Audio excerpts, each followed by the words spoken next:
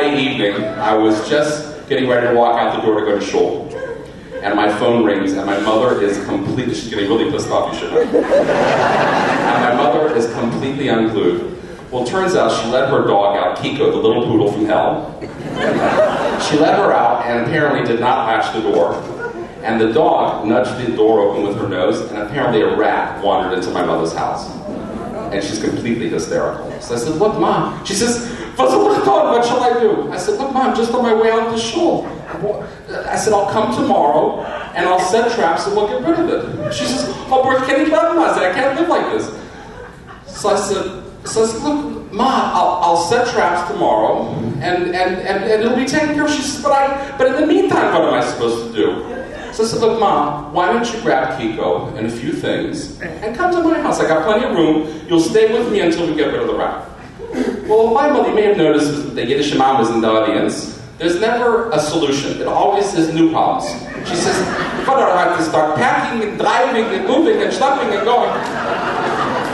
I said, look, Mom, the rat is far more afraid of you than you are of it.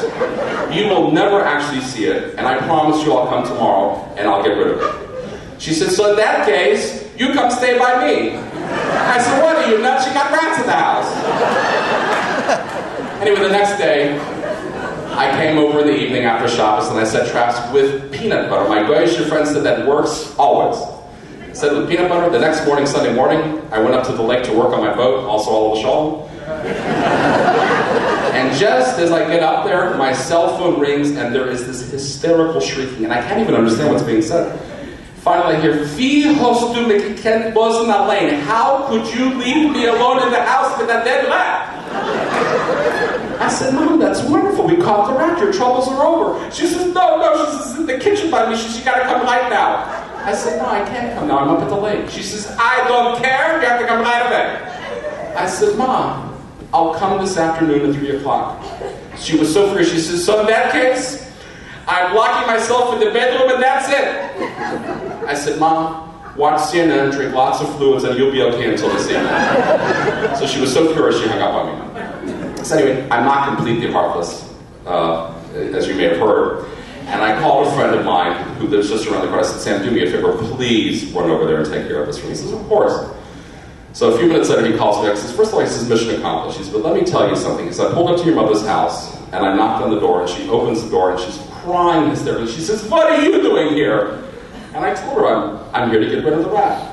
She says, no, I'm waiting for that idiot, and that would be me, and he can wash the floor too. He said, Saul, I went in the kitchen. He says, I have never seen such a scene of carnage in my entire life. He says, apparently the rat was not immediately killed. And Nebuch, this poor wounded rodent, schlepped itself around the kitchen all night long, leaving trails of blood as it went. He says, it was like a Texas Chainsaw Massacre for rodents. I said, Gott sei Dank, and thank God I wasn't home.